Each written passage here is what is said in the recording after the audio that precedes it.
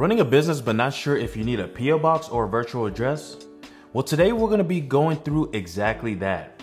Now, for those of you guys who are just looking for a quick answer, a virtual address is going to be the choice for a business hands down. But if you want to know what the benefits of a virtual address are and also get a referral to some of my top virtual business partners, you may want to stay tuned. So what is the difference between a PO box and a virtual address?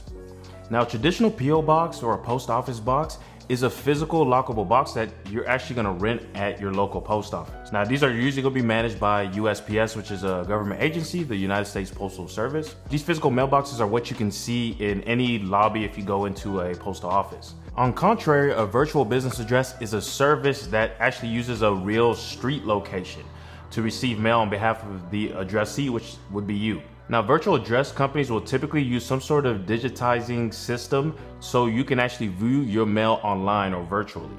They can also offer you some sort of forwarding service so they can send the mail from, once they receive the mail, they send it over to wherever your home address is or any address that you really want the mail sent to. Now, when it comes to actual virtual business addresses, who is it for?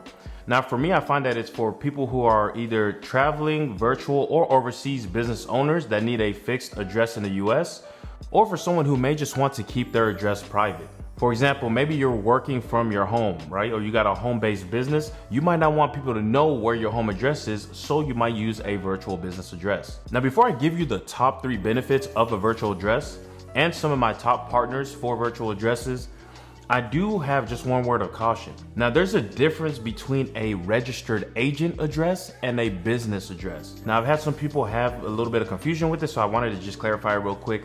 When we're talking about business addresses, we're not referring to a registered agent address. A registered agent is an individual, or it can be a business entity or a lawyer that accepts tax and legal documents on behalf of your business. That is completely separate from your business address. But if you do need a registered agent, check out the registered agent section in my video on starting an LLC. I'll link to it down below. Now let's jump back into actual virtual business addresses. The first benefit of virtual business addresses is that they're an affordable way for you to be able to boost your brand. Especially if you're running a business and you're still, let's say you're working out of your house, it doesn't necessarily instill confidence in your customers if they see an address for your business and it shows, you know, a house in a residential neighborhood. So there's a lot of reputable virtual address companies that tend to be at office building locations that can help improve your brand image. I think this is a perfect way for you, especially when you're first starting off or you're working on growing your business, for you to use a virtual address location. That way you can still be able to give your address out to, customers, or just put it on your, your website or your privacy policy, whatever the case may be. Now, a second benefit is that you're able to avoid the specific challenges that PO boxes can give you.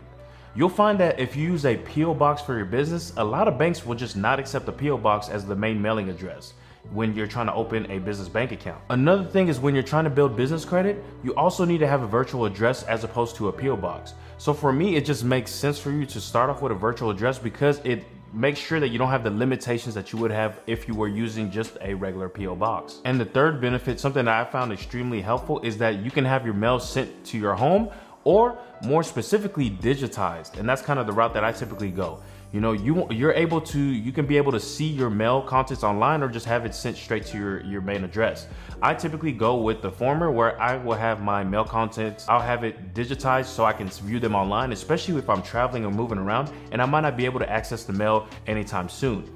I'm typically leaving the country and I'm gone for a month, 2 months at a time. So it's quite beneficial for me to be able to digitize my mail. That way I can see and reply to any types of mail that I might be getting, especially if it's things that are time sensitive. Of course, some other benefits are gonna be that it's gonna be cheaper and much more flexible than if you were to actually get regular office space.